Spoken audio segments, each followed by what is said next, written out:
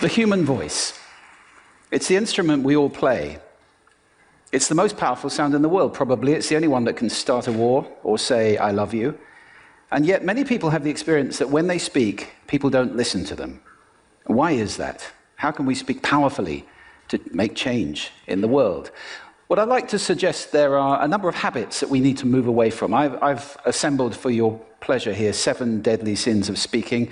I'm not pretending this is an exhaustive list, but these 7, I think, are pretty large. Habits that we can all fall into. First, gossip. Speaking ill of somebody who's not present. Not a nice habit, and we know perfectly well the person gossiping 5 minutes later will be gossiping about us. Second, judging. We know people who are like this in conversation, and it's very hard to listen to somebody if you know that you're being judged and found wanting at the same time. Third, negativity. You can fall into this. My mother, in the last years of her life, became very, very negative, and it's hard to listen. I remember one day I said to her, it's October the 1st today, and she said, I know, isn't it dreadful? It's hard to listen when somebody's that negative.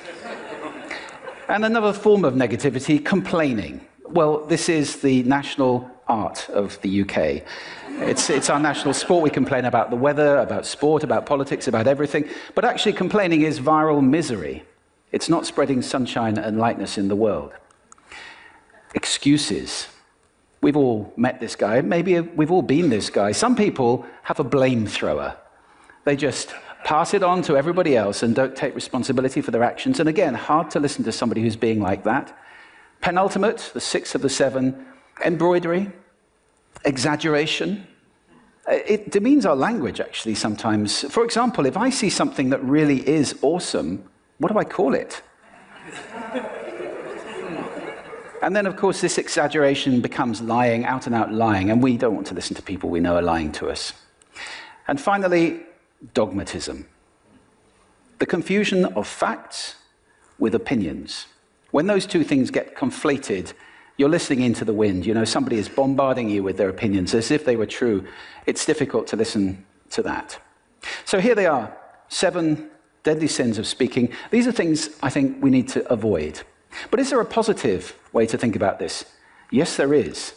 I'd like to suggest that there are 4 really powerful cornerstones, foundations, that we can stand on if we want our speech to be powerful and to make change in the world.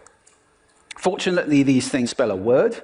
The word is hail, and it has a great definition as well. I'm not talking about the stuff that falls from the sky and hits you on the head.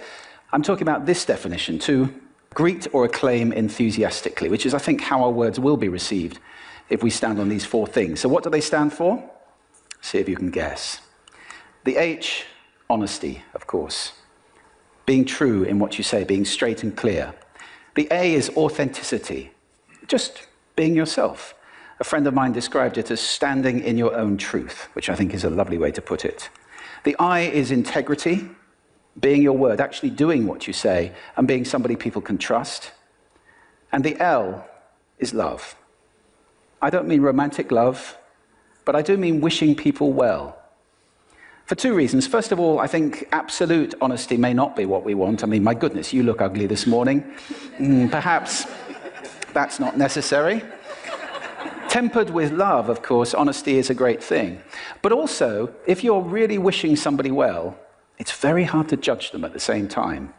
I'm not even sure you can do those 2 things simultaneously. So hail. Also, now that's what you say, and it's like the old song, it is what you say, it's also the way that you say it.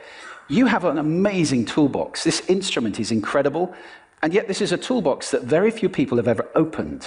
I'd like to have a little rummage in there with you now, and just pull a few tools out that you might like to take away and play with, which will increase the power of your speaking. Register, for example. Now, falsetto register may not be very useful most of the time, but there's a register in between. I'm not going to get very technical about this for any of you who are voice coaches. You can locate your voice, however. So if I talk up here in my nose, you can hear the difference. If I go down here in my throat, which is where most of us speak from most of the time, but if you want weight, you need to go down here to the chest. You hear the difference? We vote for politicians with lower voices. It's true. Because we associate depth with power and with authority. That's register. And we have timbre. It's the way your voice feels. Again, the research shows that we prefer voices which are rich, smooth, warm, like hot chocolate. Well, if that's not you, that's not the end of the world, because you can train. Go get a voice coach. And there are amazing things you can do with breathing, with posture, and with exercises to improve the timbre of your voice. Then prosody. I love prosody. This is the sing-song, the meta-language that we use in order to impart meaning. It's route one for meaning in conversation. People who speak all on one note are really quite hard to listen to if they don't have any prosody at all. That's where the word monotonic comes from, or monotonous, monotone. Also, we have repetitive prosody now coming in, where every sentence ends as if it were a question, when it's actually not a question, it's a statement. And if you repeat that one over and over, it's actually restricting your ability to communicate through prosody, which I think is a shame. So let's try and break that habit. Pace. I can get very, very excited by saying something really, really quickly, or I can slow right down to emphasize. And at the end of that, of course, is our old friend, silence. There's nothing wrong with a bit of silence in a talk, is there? We don't have to fill it with ums and ahs. It can be very powerful. Of course, pitch often goes along with pace to indicate arousal, but you can do it just with pitch. Where did you leave my keys? Where did you leave my keys? It's a slightly different meaning in those two deliveries. And finally, volume.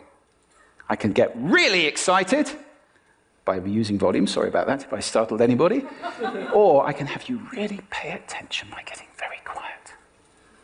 Some people broadcast the whole time. Try not to do that. That's called sodcasting. Imposing your sound on people around you carelessly and inconsiderately. Not nice. Of course, where this all comes into play most of all is when you've got something really important to do. It might be standing on a stage like this and giving a talk to people. It might be proposing marriage, asking for a raise, a wedding speech, whatever it is. If it's really important, you owe it to yourself to look at this toolbox and the engine that it's going to work on. And no engine works well without being warmed up. Warm up your voice. Actually, let me show you how to do that. Would you all like to stand up for a moment? I'm going to show you the 6 vocal warm-up exercises that I do before every talk I ever do. Anytime you're going to talk to anybody important, do these. First, arms up. Deep breath in and sigh out. Like that. One more time. Very good. Now we're going to warm up our lips, and we're going to go bop, bop, bop, bop, bop, bop, bop, bop. Very good. And now, just like when you were a kid.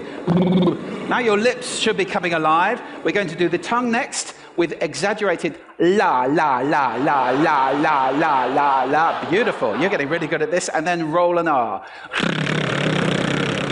That's like champagne for the tongue. Finally, and if I can only do one, the pros call this the siren. It's really good. It starts with we and goes to or. The we is high, the or is low. So you go wee, or, wee, or. Fantastic. Give yourselves a round of applause. Take a seat. Thank you.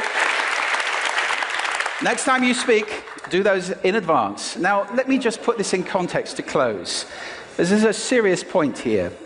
This is where we are now, right? We speak not very well into people who simply aren't listening in an environment that's all about noise and bad acoustics. I have talked about that on this stage in different phases. What would the world be like if we were speaking powerfully to people who are listening consciously in environments which were actually fit for purpose? Or to make that a bit larger, what would the world be like if we were creating sound consciously and consuming sound consciously and designing all our environments consciously for sound? That would be a world that does sound beautiful, and one where understanding would be the norm. And that is an idea worth spreading. Thank you. Thank you.